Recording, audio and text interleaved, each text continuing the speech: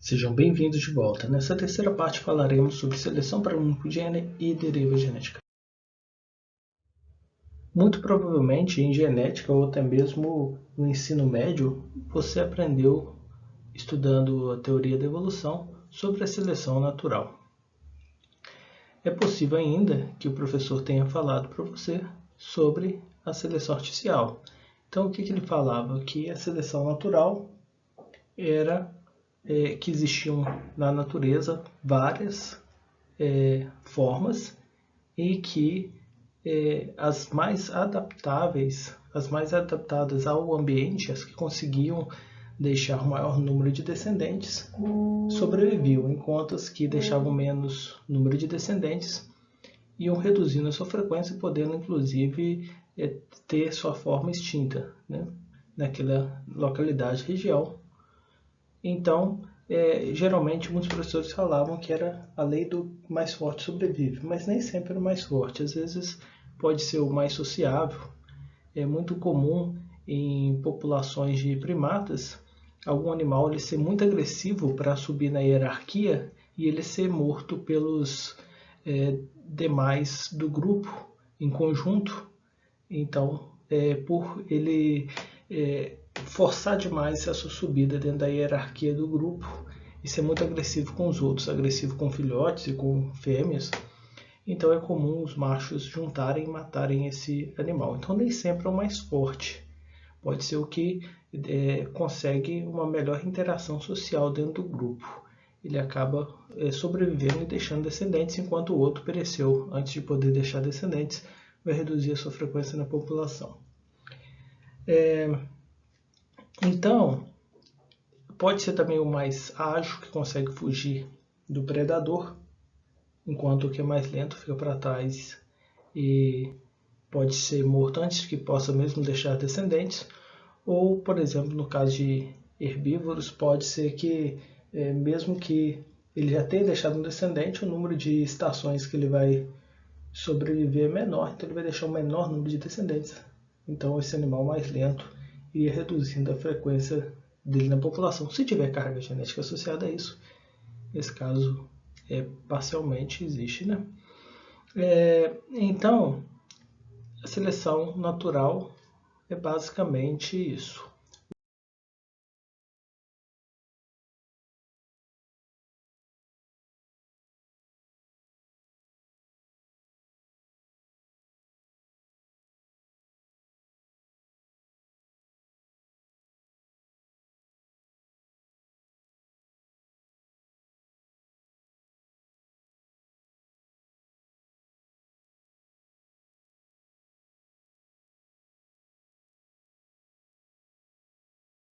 Já a seleção artificial está associada a um determinado grupo de indivíduos com uma carga genética que é melhor para uma ou mais características que despertam o interesse do ser humano. Por quê?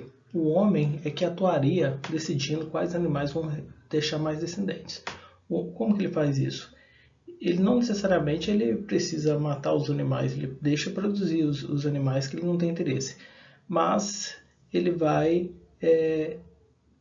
impedindo esses animais de reproduzir e utilizando sêmen ou reprodutores que têm uma composição genética mais favorável para características que ele tem interesse.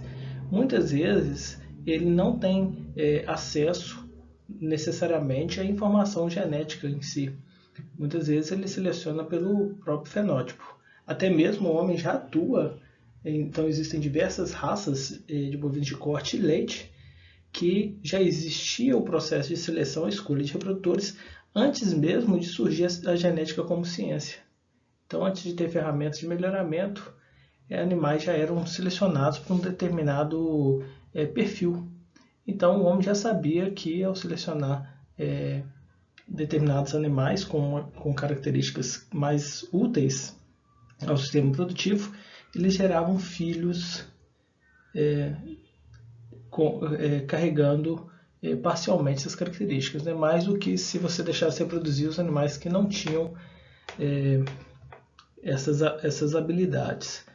Então, a seleção artificial ela existe desde a domesticação das espécies. Ela não é algo que surgiu após a descoberta da genética como ciência. É claro que quando a gente usa genética e usa ferramentas estatísticas junto, a gente consegue melhorar o nível desse processo de seleção, do que simplesmente observando o fenótipo e escolhendo, né?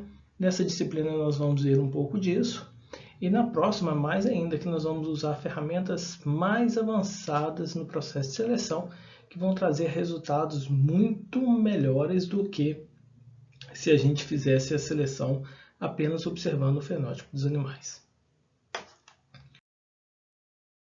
Então a vaca ela não precisa produzir 30 litros de leite, né? Quem é que precisa desse leite todo? Então a gordura, dependendo do nível de gordura no leite, já nem é bom mais para o bezerro, mas a gente quer o quê?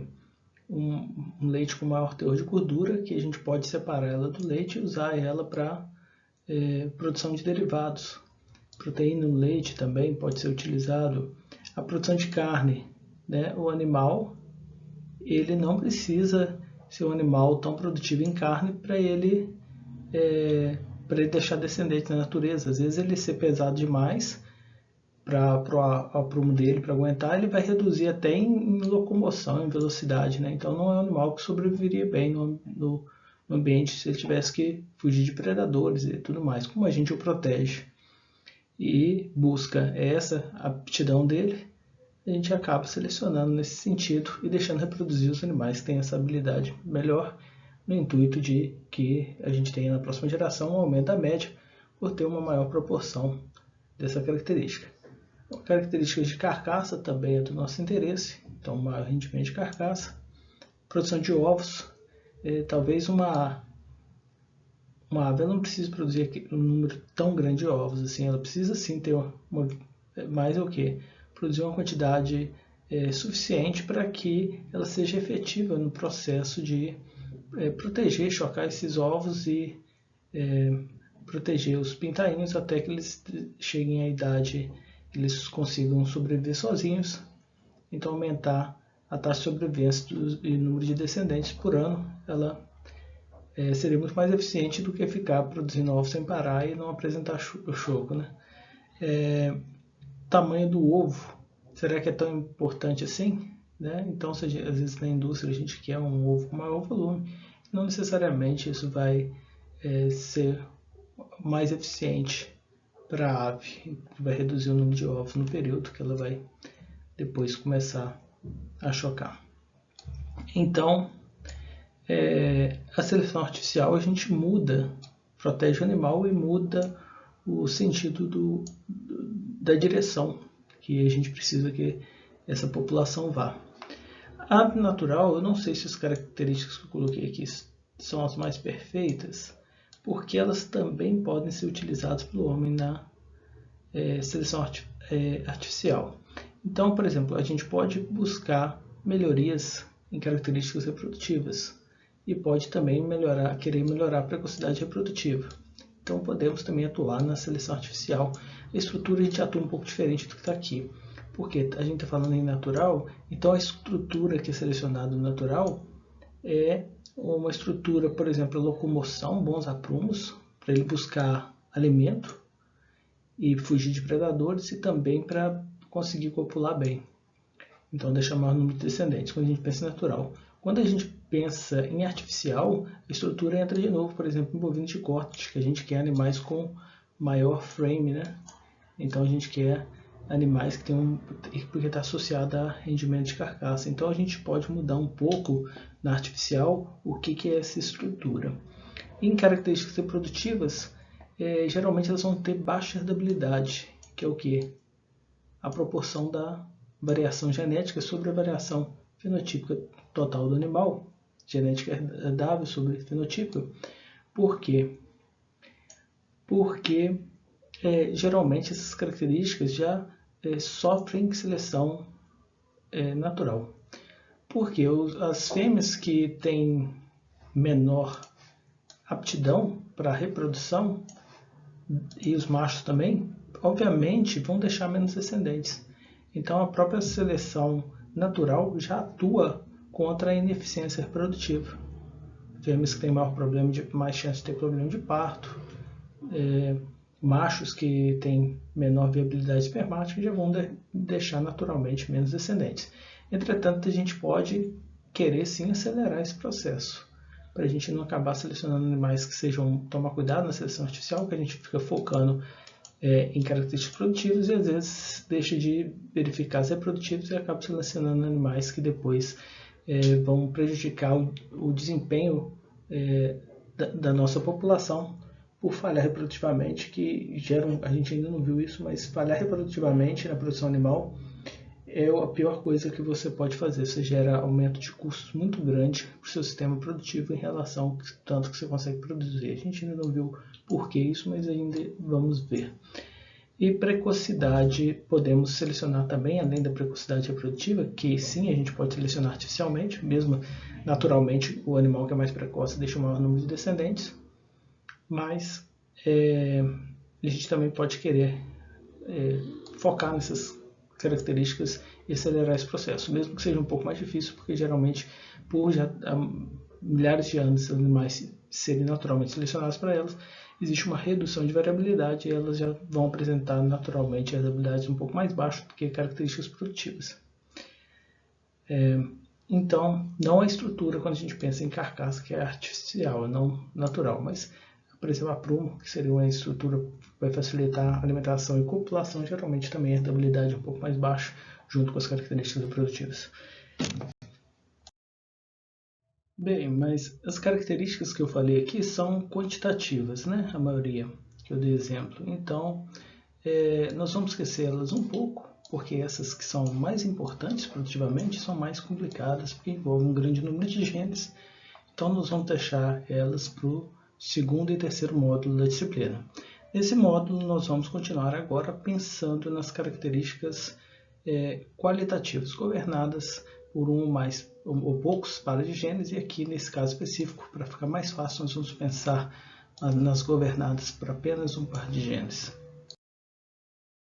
Uma das considerações mais importantes a se fazer quando pensamos na seleção em um único gene é o tipo de interação intraloco, que é aquela interação associada ao tipo de desvio de dominância que ocorre para aquele gene. Então, o caso, por exemplo, sem dominância, é o caso em que não tem desvio, em que o heterozigoto ele é metade do que ocorre para os homozigotos. Então, você não tem um desvio relacionado à interação intraloco. Você tem um desempenho que poderia ser computado basicamente você somando os valores de cada forma alélica, né? Então, aqui nós temos duas formas alélicas que estão à esquerda, vamos considerar elas piores, e duas à direita. E a gente tem essa intermediária porque ela tem uma forma alélica que seria desvantajosa e uma vantajosa. Ela está exatamente entre esses outros dois genótipos, né, o fenótipo dela. Então seria o caso sem dominância.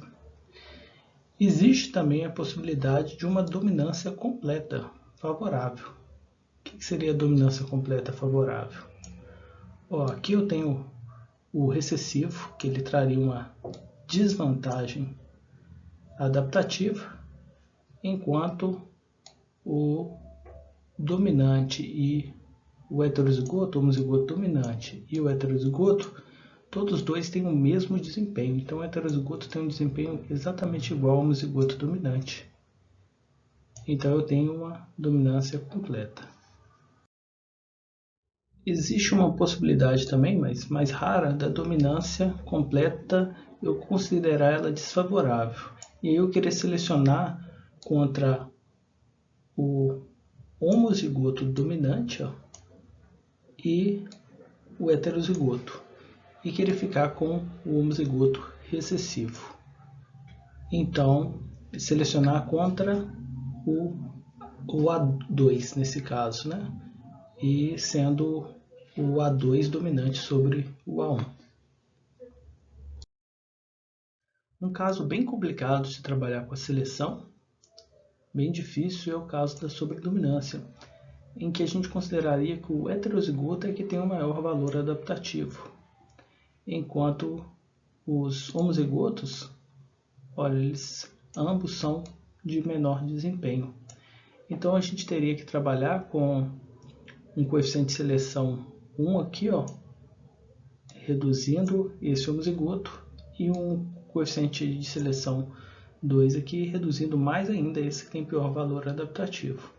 Então, bem diferente dos que a gente viu antes, que a gente trabalhava com um coeficiente de seleção só na redução desses grupos aqui.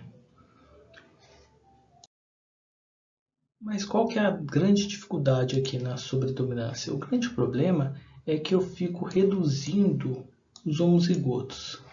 Só que aí eu fico tentando reduzir esses e aumentar a proporção desses, já que eu estou tirando aqui, ó, com esse coeficiente de seleção, eu estou removendo a frequência de ocorrência desses homozigotos, eu estou aumentando proporcionalmente as de heterozigotos. O problema é que esse heterozigoto, quando ele cruza com outro heterozigoto, gera o quê?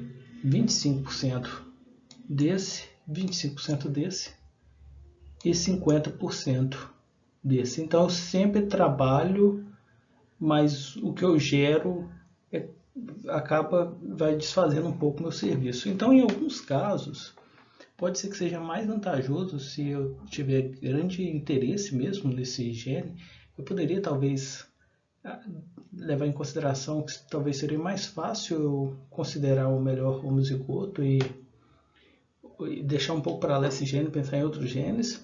Mas se ele é muito importante para mim, eu estivesse trabalhando com uma espécie que tem uma alta fertilidade em macho e em fêmeas e uma grande eficiência reprodutiva, deixa um grande número de descendentes a fêmea também, então eu poderia pensar em talvez trabalhar com duas linhagens, uma linhagem homozigota, outra linhagem homozigota, e gerar um número muito grande de descendentes heterozigotos cruzando essas duas linhagens. Então talvez seja uma estratégia até melhor do que eu ficar praticando essa seleção contra ambos os homozigotos. Outro questionamento interessante é qual situação seria mais fácil de se trabalhar. Com um caso de dominância completa favorável ou sem dominância. A princípio, se a gente pensar em uma geração só, pode ser que a gente tenha até um melhor desempenho nesse caso. Por quê? Porque a gente vai exercer tudo que a gente puder de eliminação de indivíduos, a gente vai exercer no pior genótipo, que vai dar o pior desempenho fenotípico. E nesse caso aqui, ó, a gente vai gastar também com o genótipo intermediário, que está associado ao fenótipo intermediário. Entretanto, com o passar do tempo, uma vez que a gente vai reduzindo muito esses indivíduos e vai aumentando muito a frequência do alelazão, vai aumentando do alela 1 e vai reduzindo aos poucos esse aqui também.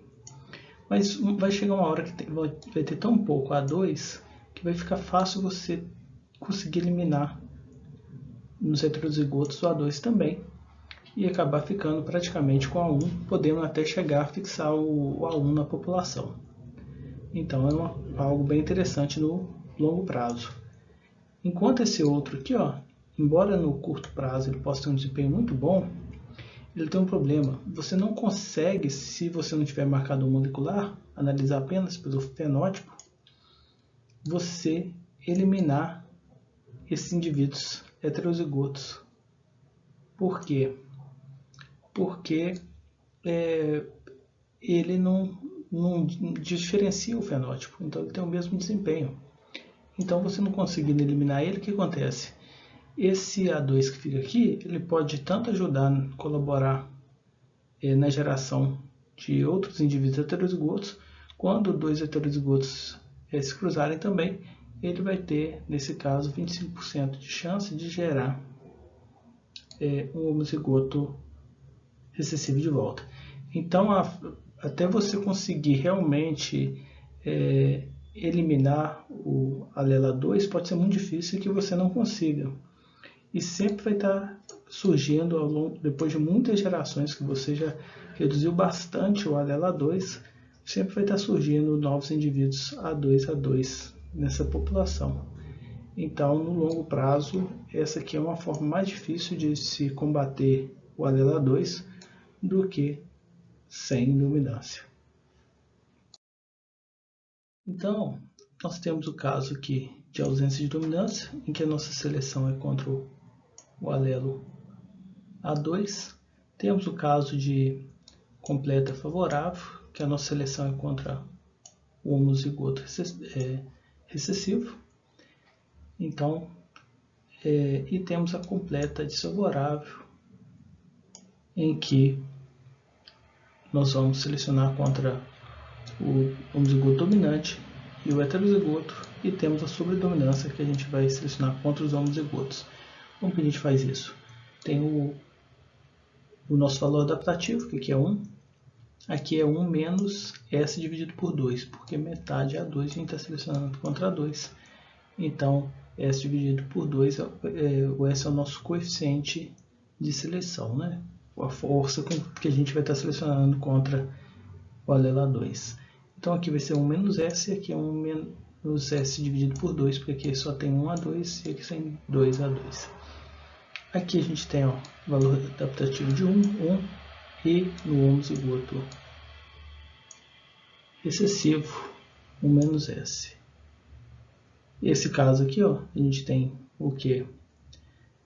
Tem a mesma coisa da completa favorável, só que esse aqui é um pouco diferente, porque a gente vai estar combatendo aos dois indivíduos que possuem A1. E essa por último aqui, nós vamos estar com o coeficiente S1 contra um homozigoto e S2 contra o outro, porque eles têm desempenho distintos. Então, qual vai ser o nosso Q na próxima geração? Q'. Então, nós temos uma equação para cada tipo. E no curto prazo, algumas podem ter um desempenho até melhor do que outras, dependendo da situação. Mas no longo prazo, a ausência de dominância é que a gente espera que a gente vai conseguir mais facilmente fixar a forma alélica que a gente deseja, eliminar a outra. Mas no curto prazo a gente teria que fazer o cálculo aqui para a gente obter.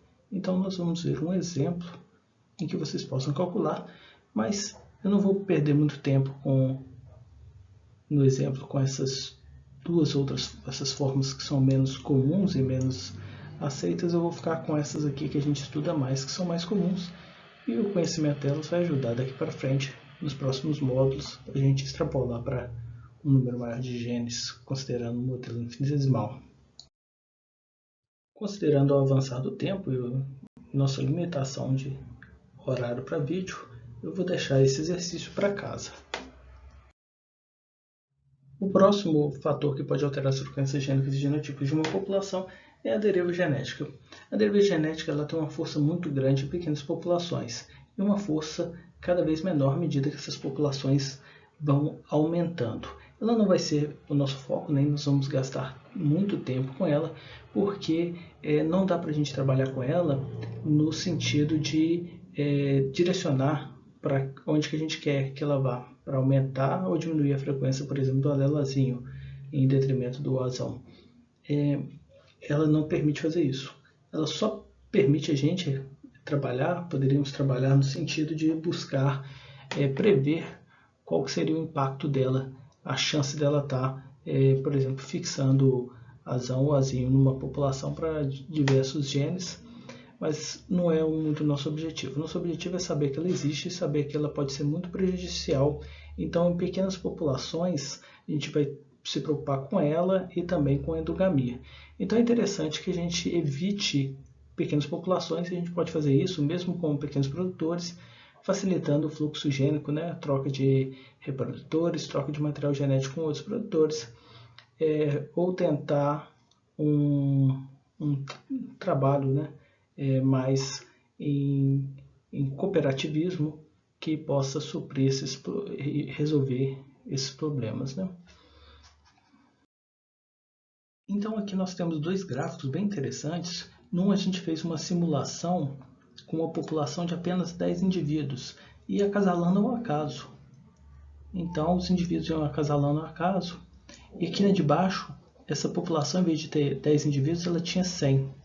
E aí cada gráficozinho aqui, ó, cada curva dessa aqui, ó, é um gene específico que a gente considerou. Então olha que interessante. Aqui é a frequência alélica do alelazinho. Então aqui seria 0 e aqui seria 100%. Então aqui ó, tem 0, fixou azão, não tem mais azinho. E aqui tem 100%, 1, que é o que? Fixou o azinho e acabou o azão. Então olha só que interessante, vários genes, ó, se a gente esquece a possibilidade de uma mutação para voltar com ele, né? Então vamos considerar cada coisa de uma vez. Então vários genes aqui se fixaram, às vezes com azão e às vezes se fixaram com azinho. E isso tudo ocorre ao acaso. Por quê? É igual jogar uma moeda, pode dar cara e pode dar coroa. Se você tiver infinitas moedas para se jogar, você espera que a probabilidade seja 50% de cada uma. Mas vamos supor que você só tem uma moeda. Olha que interessante, você fala, qual que é a probabilidade da cara? 50%. Qual que é a probabilidade da coroa? 50%. Então joga ela para cima. Ou vai dar cara ou vai dar coroa. Então quer dizer o quê? Quer dizer que o seu observado vai ser 100% cara ou 100% coroa, porque você só jogou uma vez. Então não tem como ele ser 50%. Se você jogar duas vezes, aí pode sim, mas pode ser duas caras, pode sair duas coroas e pode sair uma cara e uma coroa. Então você tem 50% de chance de sair cara e coroa e 50% de chance de não sair isso, sair ou só cara ou só coroa com duas moedas. Então, se você pensar assim, dois indivíduos só numa população, e pensando nisso, eles teriam 50% de chance de você já ter fixado qualquer gene que tivesse aqui, se você pensasse como se fosse moeda. E aí, se você ir aumentando, 3, aí você tem o quê?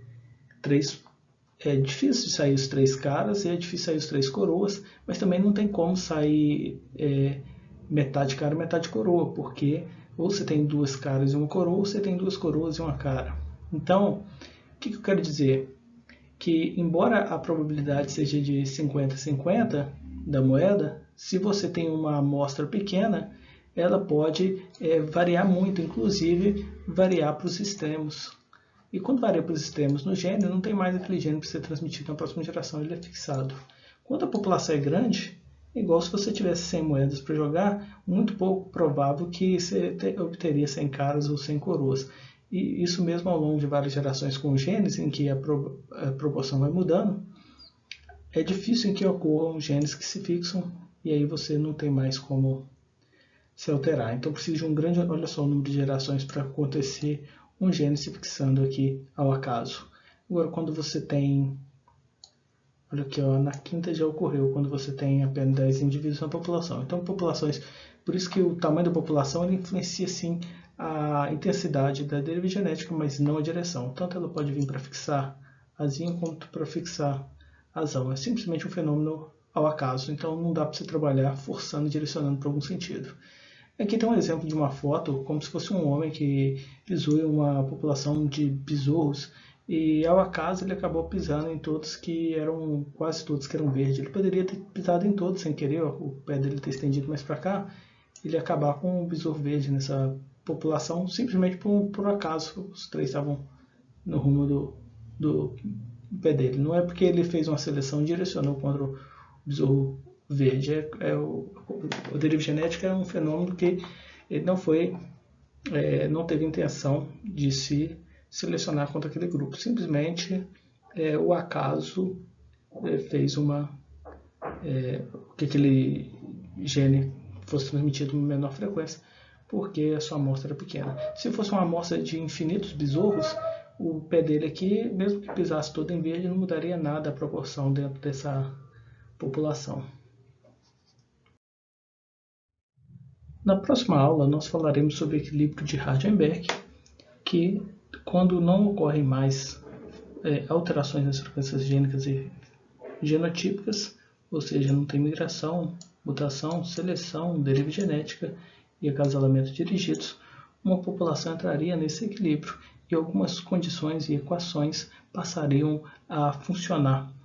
Então, muitas vezes, embora esse equilíbrio na prática não seja uma coisa comum de ser obtida, sempre vai estar ocorrendo uma mutação, pode estar ocorrendo seleção natural, a população pode não ser infinitamente, ela nunca vai ser infinitamente grande, né? Mas a deriva vai ser, pode ser bem pequena, bem controlada, então a gente acaba admitindo o equilíbrio de Hardenberg em algumas situações.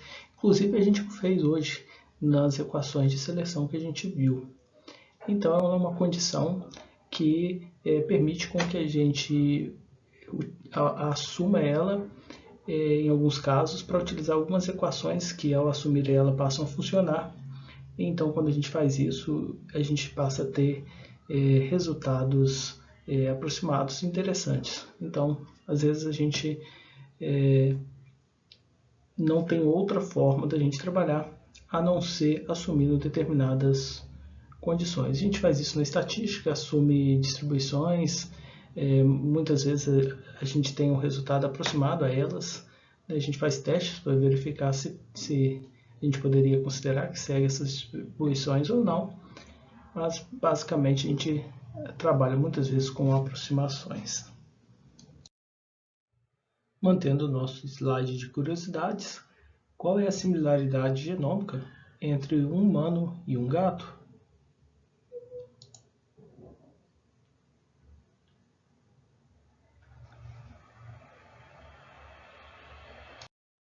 Por hoje é só. Muito obrigado pela sua participação. E se tiver ficado alguma dúvida, não esqueça de entrar no fórum e postar lá para a gente poder discutir. Peça ajuda ao monitor e faça os exercícios da lista.